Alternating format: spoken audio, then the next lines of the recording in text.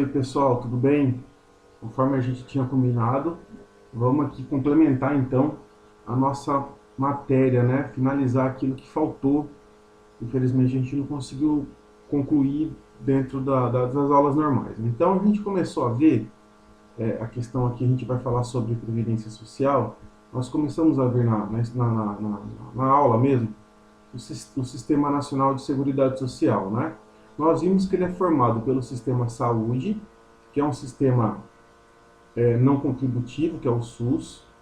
Nós vimos que ele também é formado pela assistência social, que é um sistema não contributivo, que aqui a gente tem o LOAS, né, o BPC, benefício de prestação continuada, que é aquele benefício pago de um salário mínimo para quem tem renda per capita de até meio salário mínimo, né, vive lá numa condição de miserabilidade.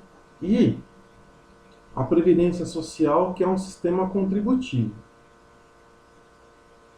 E esse sistema você só recebe se você pagar. Então você precisa contribuir para o sistema para que você possa fazer parte dele. Ou seja, se você não contribuir, você não se aposenta. Lembra que a gente comentou, né?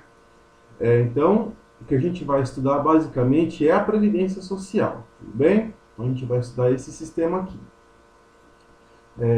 Então, se você não contribuiu, o mínimo que a lei determina, a gente vai ver aqui que a lei estabelece lá uma carência, que é o número mínimo de contribuições para a concessão de determinados benefícios. Se você não contribuiu esse mínimo, você não vai receber o benefício, você não tem direito ao benefício. Por mais que você tenha a idade mínima, que você tenha lá a condição de saúde fragilizada, que vai justificar a concessão do benefício, no caso de aposentadoria por invalidez, por exemplo, né? Se você não tiver um número mínimo de contribuições, em regra, você não consegue a concessão do benefício. A gente tem dois tipos de benefício, o benefício comum e o acidentário. O comum, pessoal, é a regra dentro do direito previdenciário. Então, o que é o benefício comum? É aquele que é concedido pela junção de dois fatores, né? Carência e idade. Basicamente é isso. Então, se você atinge uma idade mínima e um número mínimo de contribuições, você consegue esse benefício, exceto no caso de auxílio-doença, né? Auxílio-doença, né, a gente vai ver daqui a pouquinho, um benefício que é concedido quando a pessoa, como o próprio nome já diz, ela está doente, né? E ele pode ser concedido para benefícios comuns. O que é esse benefício comum nesse caso do auxílio-doença? Uma doença comum, uma doença que não tem ligação direta com o trabalho. Então, a pessoa ela trabalha lá num escritório e ela acabou tendo lá um problema no pé. Não tem nada, relação nenhuma com o trabalho dela. Então, isso seria um benefício comum. Já os benefícios acidentários são aqueles decorrentes de acidente de trabalho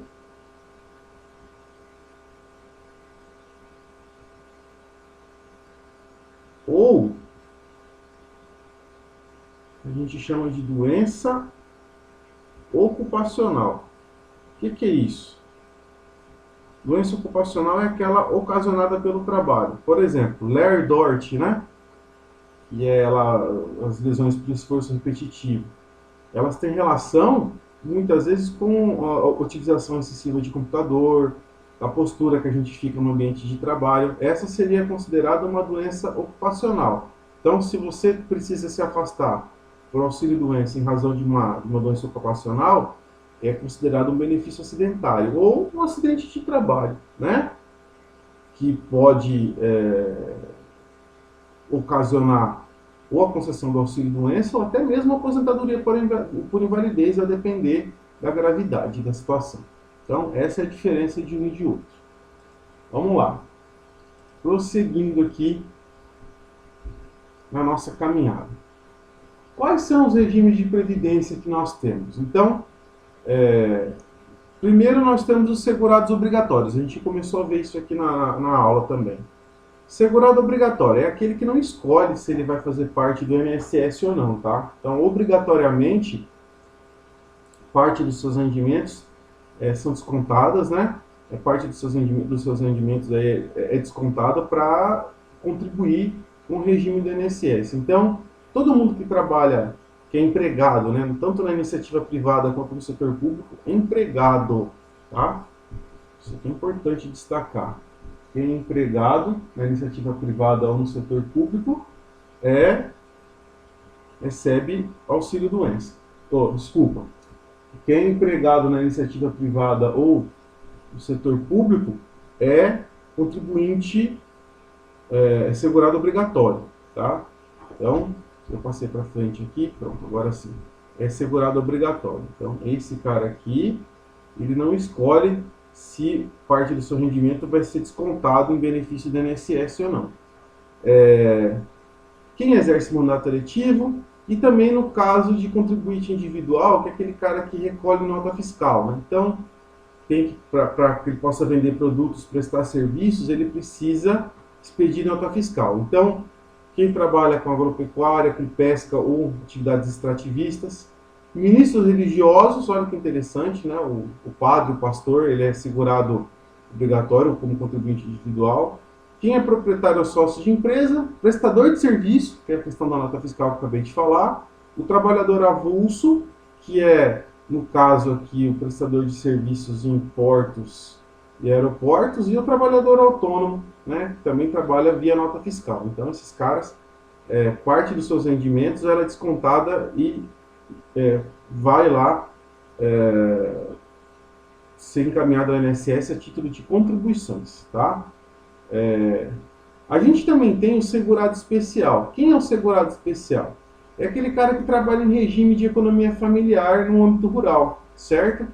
E é aquele cara que trabalha no regime familiar no âmbito rural que vai se valer da propriedade rural como uma forma de subsistência.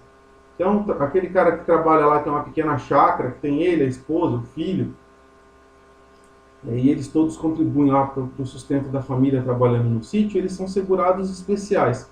Normalmente, esse cara, né, ele vai conseguir aposentadoria, né, ele vai vender seus produtos, ele vai expedir esses produtos, vai expedir notas fiscais, né, nota de produtor rural, que a gente chama. Essa nota fiscal vai servir para título de aposentadoria para ele e para a esposa.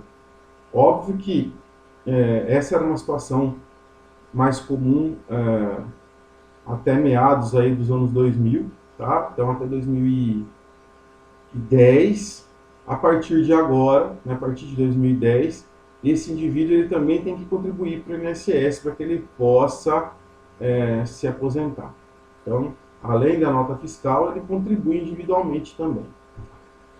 Mas é uma modalidade especial aí que o INSS ele olha com um pouco mais de complacência, vamos colocar assim, né? Com um pouco mais de piedade. Pela sua fragilidade econômica. A gente tem também o servidor público. O servidor público ele não é segurado do INSS, ele tem regime próprio. Então, por exemplo, no estado de São Paulo, o servidor público está vinculado à SP-Prev. Tá? Então, o servidor público, quem que é o servidor público? É aquele cara que é concursado, né, que passa no concurso público, e tem o seu trabalho vinculado, né, regido pelo Estatuto dos Funcionários Públicos ou da União, do Estado que ele estiver trabalhando, enfim, ele não é empregado, ele não tem carteira de trabalho registrada. Ele é servidor público, ele não recebe fundo de garantia. Em outras palavras, ele tem estabilidade. Então, esse cara, ele tem um regime próprio de previdência, que não tem nada a ver com o INSS. Tá? Então, se você conhece alguém que trabalha, que é servidor público do governo do estado de São Paulo, esse cara não tem vinculação nenhuma com o INSS. Tá bom? É importante destacar isso, é uma confusão que normalmente a gente faz. E o segurado facultativo? O segurado facultativo é aquele cara que vai contribuir se ele bem entender o regime do INSS, se ele achar que vale a pena. Então, quem é? Trabalhador doméstico, estudante, né? Aquele que porventura deixou de ser segurado obrigatório, então, pessoa que, por exemplo, esteja desempregada, ela quer continuar contribuindo para não ficar fora do sistema, ou estagiário, que são segurados facultativos. Então, não é obrigatório pagar, tá? Ele paga se ele quiser. Quem são os dependentes também do regime de previdência? Então, a lei considera dependente o cônjuge, o companheiro, a companheira, a cônjuge, né? Ou o filho, tá? Menor de 21 anos, ou aquele filho que tem algum tipo de deficiência intelectual, né? Ou deficiência física grave, tá? Os pais, a depender da situação, ou irmão não emancipado também, menor de 21 anos, ou inválido também. Então, nesse caso, para que seja considerado dependente, os pais ou o irmão ele deve comprovar, deixa eu até marcar aqui para vocês, o pai ou o irmão deve comprovar dependência econômica com relação ao segurado. Porque ele tem direito, por exemplo, à pensão, caso o segurado venha a falecer.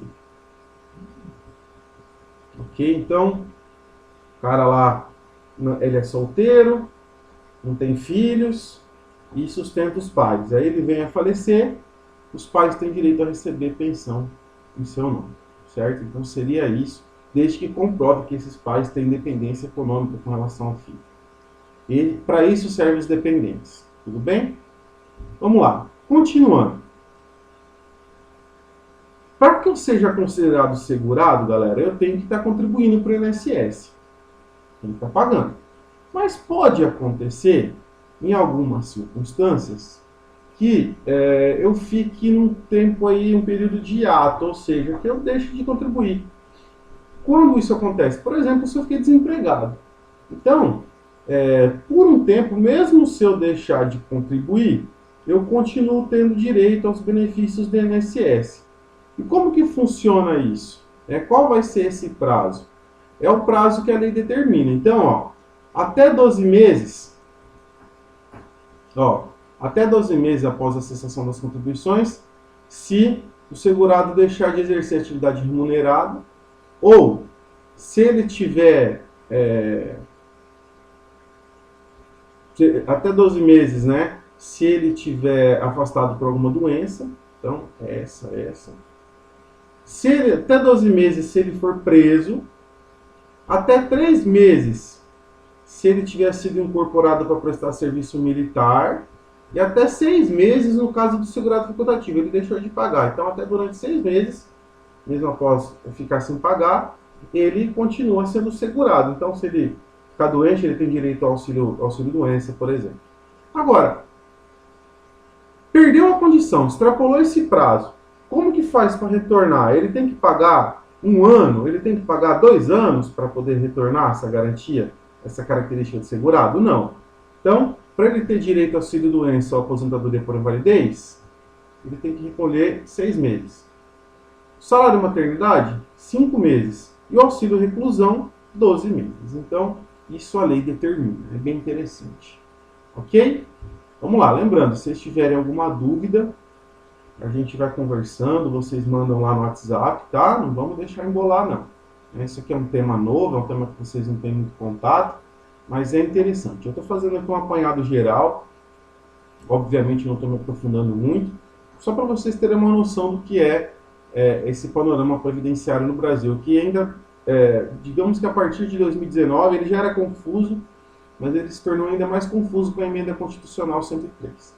Então deixa eu falar agora com vocês um tema muito polêmico, que é o fator previdenciário. O que é o fator previdenciário?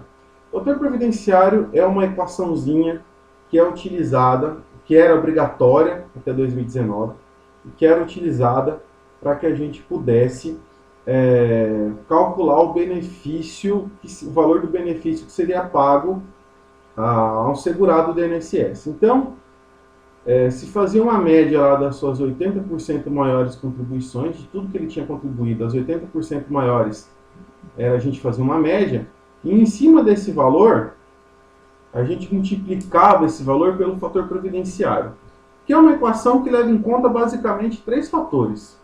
O número de contribuições que esse cara fez para o INSS, a sua idade quando ele está pedindo benefício, e a sua expectativa de sobrevida, que é um índice estatístico fornecido pelo IBGE. Faz essa conta, ela vai dar normalmente um número 0, alguma coisa. Então, pessoal, toda vez que eu multiplico um número por 0, alguma coisa, sei lá, vocês são especialistas em em números muito mais do que eu. Se eu multiplico 1 por meio, eu vou chegar a meio aqui de volta, né? Então esse número diminui. Então toda vez que eu multiplico um número por 0, alguma coisa, ele vai diminuir. Então o fator previdenciário, qual que era a grande função dele? Vamos ser bem sinceros, diminuir o valor do benefício que o indivíduo teria direito. Certo? Então, quanto mais novo, menor o fator previdenciário, menor o valor do benefício. Ele ainda é obrigatório? Não. A partir da emenda constitucional 103 de 2019, ele deixa de ser obrigatório. Aí você pensa assim, oh, que bacana, professor. Significa, então, que a coisa está mais fácil a partir de agora? Não. A gente vai ver que a emenda constitucional 103 de 2019, que foi a reforma da Previdência, ela apertou bastante a concessão dos benefícios. Ela tornou bastante complexa essa concessão e diminuiu bastante a questão dos valores. E ela estoura basicamente na gente, né? Basicamente nós aí que somos contribuintes recentes do INSS. Então, hoje, o fator previdenciário não é obrigatório. Se a parte quiser, né, se o beneficiário quiser que ele seja aplicado, se for mais vantajoso para ele, ele pode optar. Uma coisa que é importante quando a gente fala também de benefício previdenciário é o fator previdenciário. Então, o que é o fator previdenciário, né? O fator previdenciário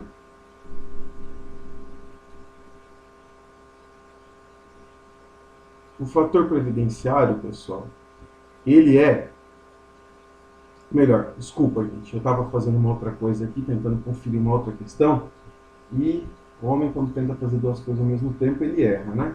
Então eu não vou editar esse vídeo, não, vou manter do jeito que está, então a gente volta aqui. O que é o salário de contribuição? Então, o salário de contribuição é o valor que é utilizado como base para que eu saiba qual vai ser o valor do meu benefício previdenciário.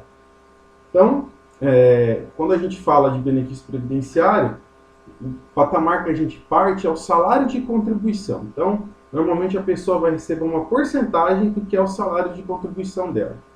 A partir da emenda constitucional 103 de 2019, o salário de contribuição significa a média de todas as contribuições que a pessoa tem a partir de 1994, tá? Então, faça uma média, chega o salário de contribuição.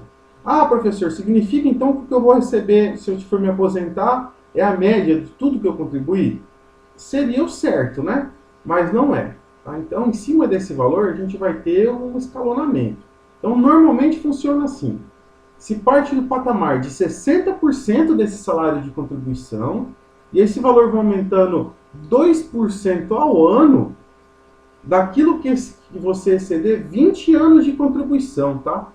Então você tem que contribuir mais de 20 anos, a partir disso, 2% a mais vai se acrescentando nesse 60% até chegar aos 100%. Significa se você atingir a idade mínima para aposentadoria, você tiver 20 anos de contribuição, você vai receber 60% do salário de contribuição. Só destacando aqui, isso aqui nunca pode ser inferior a um salário mínimo, tá? Então a gente tem esse patamar. Exceto no caso de acidente de trabalho ou doença ocupacional, né? Que no caso de acidente de trabalho e doença ocupacional que incapacite o indivíduo para trabalhar, nesse caso, a aposentadoria dele vai ser com 100% do salário de contribuição, tá? Mas é a exceção. A regra é 60% mais 2% ao ano daquilo que exceder 20 anos de contribuição. Então é bem rigoroso. Vamos lá. Esses 2% ele pode ser aplicado também em alguns casos quando se exceder 15 anos de contribuição e não 20. Quando? Por exemplo, para quem exerce atividade especial, perigosa, que coloca em risco a vida, tá? Que pode trabalhar no máximo, que para se aposentar pode requerer aposentadoria com 15 anos de trabalho, tá? Se a atividade for muito arriscada, colocar em risco a sua saúde, a sua integridade física, ou no caso das mulheres. As mulheres, aquilo que exceder 15 anos, elas já têm direito a acrescentar 2% aí no seu salário de benefício. As mulheres têm um tratamento especial, tá? Pela INSS, porque normalmente elas fazem dupla, tripla jornada, né? A gente sabe disso. Vamos lá, agora vamos para os benefícios em espécie. O primeiro benefício que eu tenho é a aposentadoria programada, que era o que a gente chamava de aposentadoria por tempo de contribuição. Essa aqui, ela funciona assim. Hoje, para você ter direito, você tem que ter, pelo menos, homens, 65 anos e 20 anos de contribuição, as mulheres, 62 anos e 15 anos de contribuição. Lembrando, se ele se aposentar com essa condição, ele vai se aposentar com 60% do salário de benefício só, né? No caso do trabalhador rural, naquele regime de economia familiar, a idade mínima do homem é 60 anos e da mulher 55. Por que é menor? Porque o homem e a mulher que estão trabalhando nesse regime de economia familiar estão expostos a um desgaste físico muito maior do que quem normalmente trabalha em uma atividade urbana, né? Então, é justo que ele possa se aposentar mais cedo. Vamos lá. Qual o número mínimo de contribuição que a gente precisa hoje, né? Até o advento da emenda constitucional era 180 contribuições. Hoje, homem 20 anos, mulher 15 anos, né? Então o valor vai ser da forma que eu já tinha explicado para vocês. E ele estabelece uma regra de transição, tá? Como que funciona essa regra de transição? Para quem já está dentro do sistema, já estava dentro do sistema antes do advento da emenda constitucional 103 de 2019, ou seja, acredito que todos nós, né? Como que funciona? O artigo 15 estabelece assim, né? Que vai ter direito à aposentadoria, né? No caso, quem adquirir esses requisitos em conjunto. 30 anos de contribuição mulher, 35 homem, e se você somar idade com tempo de contribuição, mulher 86, homem 96. Então, isso aqui é a somatória, idade mais tempo de contribuição, tá? Quem for ter a concessão desse benefício a partir de janeiro de 2020, vai acabar chegando a mulher a necessidade de somar 100 pontos e o homem 105. Então, o cara para se aposentar com 50 anos, com 55 anos ele precisaria ter 50 anos de contribuição, ou seja, vai ficando difícil, né, gente? A gente sabe que vai ficando difícil, né? Então, essa ideia de se aposentar cedo é uma ideia que vai caindo por terra, né? Não tem essa ilusão. A gente já conversou isso em aula, né? Uma outra circunstância que a gente tem aqui, ó, também para esse filiado, para quem estiver fazendo parte do sistema antes de 2019, ó, a idade mínima para requerer esse benefício, né, 56 anos mulher e 61 anos homem. Mas muito difícil pela questão do mínimo de contribuições que precisa ter, né? Vamos lá. Outra tipo de aposentadoria, esse aqui é muito comum, infelizmente, né? Sobretudo em razão das condições que a gente tem de trabalho aqui no Brasil. Então, aposentadoria por invalidez, ou chamada também, que era mais comum, aposentadoria por invalidez, hoje ela é chamada aposentadoria por incapacidade permanente. Então, essa incapacidade pode se dar, galera, tanto por doença, quanto por acidente. Então, não importa. O que vale aqui é incapacitação para o trabalho, tá? Para que ele tenha direito, ele precisa ter pelo menos 12 meses de contribuição no INSS, exceto no caso de acidente, evidentemente. O acidente, se ele estiver trabalhando no primeiro dia de trabalho e ele sofreu um acidente, o empregado, ele vai ter direito à aposentadoria, se for o caso. Como que faz para aferir se ele vai ter esse direito ou não? Ele vai ter que submeter uma perícia médica, tá? Então, o INSS vai submeter esse cara a uma perícia médica e o médico do INSS vai analisar se ele faz jus à concessão desse benefício ou não, certo? Então, como que funciona a questão da renda aqui? Se for doença, uma doença comum, benefício comum, que foi o que eu expliquei no comecinho do vídeo, a renda é 60% mínima, tá? Com 2% de acréscimo a cada ano que exceder 20%, 20 anos de contribuição para o homem ou 15 anos para a mulher. Agora, se a aposentadoria decorrer de acidente de trabalho, doença ocupacional ou doença de trabalho, o benefício é de 100% do salário de benefício, tá? Então, a gente tem essa diferenciação. Se for benefício acidentário, então 100%. Se não for, 60%.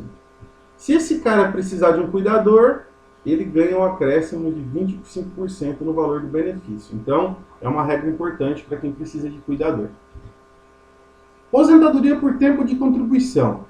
Essa aqui foi extinta pela Emenda Constitucional 103 de 2019, mas ela varia assim, né? E quem fez jus à concessão desse benefício até 2019 pode requerer, mas precisava ter pelo menos 35 anos de contribuição homem, 30 de mulher, e havia incidência do fator previdenciário ou a regra 85-95. Então, somava idade com tempo de contribuição, deveria dar esses parâmetros aqui, para mulher e para homem, né?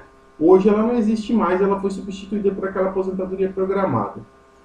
Também temos a aposentadoria especial, para quem exerce atividade perigosa, prejudicial à saúde. Então, quem trabalha em atividades insalubres ou perigosas, né? Atividade insalubre, ela vai ser constatada por perícia médica. Perícia médica, por perícia de engenheiro do trabalho, médico do trabalho, né?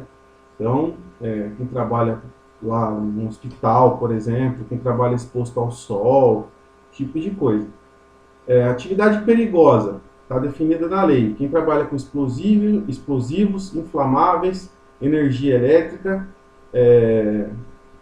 moto entrega, motofrete, ou quem trabalha com segurança privada. Isso é considerado atividade perigosa pela lei. Então vai ter direito à aposentadoria especial. A depender do grau de perigo, né, ou de insalubridade, essa aposentadoria pode ser concedida com 15, 20 ou 25 anos de trabalho. Isso vai ser aferido por laudo pericial também. Então, qual a idade mínima? 55 anos, se for atividade de 15 anos, 58 anos, se for 20 anos, 60 anos, se for 25 anos, tá? Isso aqui sempre um número mínimo de contribuição. Então, ela diminui um pouquinho do que a regra normal, né? Então, 15 anos de contribuição, 20 anos de contribuição ou 25 anos de contribuição para, respectivamente, 55 anos de idade, 58 anos de idade ou 60 anos de idade. Qual é o valor do benefício? Mesma regra que eu já expliquei para vocês. 60% do salário de benefício, mais 2% por ano de contribuição, que exceder a 20 anos de contribuição para homens e 15 anos para mulheres. Então, segue aquele mesmo padrão. Auxílio-doença. O que é o auxílio-doença? É aquele benefício previdenciário concedido para o trabalhador que fica afastado por mais de 15 dias do seu labor corriqueiro. Então, se você se afastou, ficou até 15 dias afastado, esse afastamento é custeado pelo empregador. Acima de 15 dias, esse empregado ele tem que ser submetido à perícia do INSS e, se for constatada a incapacidade, ele vai ser pago pelo INSS. Quem vai ter direito? Quem tiver pelo menos 12 meses de contribuições para o INSS, exceto no caso de acidente de trabalho ou doença ocupacional. Aí não exige, tá? Então, de se destacar também que, no caso do auxílio-doença e, eventualmente, aposentadoria por invalidez, que a aposentadoria por invalidez é importante destacar, viu? Ela não é estável. Então, se a qualquer momento se constatar que o empregado readquiriu a condição de trabalhar, a aposentadoria ela é cancelada. E qual é o benefício que ele tem? Ele garante estabilidade. Durante 12 meses ele não pode ter o seu contrato de trabalho rescindido, exceto por justa causa, né? Então, não pode ter o contrato dele rescindido sem justa causa. Qual é o valor? 91% do salário de benefício. Então, a regra aqui é um pouquinho diferente. E o último benefício que a gente vai ver é que é a pensão por morte. Pensão por morte, pessoal, ela é uma renda mensal que equivale a uma cota familiar de 50% do valor da aposentadoria seria recebida pelo segurado falecido, né? Se ele fosse aposentado por incapacidade, e essa cota vai ganhando mais 10% por dependente, até o máximo de 100%. Então, a pessoa que tem lá apenas um dependente, o cara morre e deixa uma viúva. A pensão vai ser de 50% do valor da aposentadoria, não vai ser mais de 100%, tá? Mudamos a regra aqui, importante destacar. Esse valor vai chegar a 100% se eu tiver aí cinco dependentes. Tá? Então, temos que ficar atento a essa regra. Como que funciona a questão da concessão, do tempo de concessão? Antigamente, se o segurado falecesse e deixasse dependentes, o dependente ia receber normalmente pelo resto da vida, ou enquanto, no caso do viúvo, enquanto ele não casasse novamente. Hoje não, né? Hoje a regra é um pouquinho diferente. Então vamos lá. Tem direito à pensão por morte durante 4 meses, olha só, 4 meses, se o segurado falecido tivesse menos de 18 contribuições mensais, ou se o dependente tivesse se casado ou tivesse em união estável com o segurado há menos de 2 anos. Então, só 4 meses. No caso do cônjuge especificamente, né, vai ter direito a 3 anos de pensão, se ele for menor que 21 anos, 6 anos, se ele tiver entre 21 e 26 anos, 15 anos, se ele tiver entre 30 e 40 anos, 20 anos, se ele tiver entre 41 e 43 anos, e vitalício só se ele tiver mais que 44 anos. Então,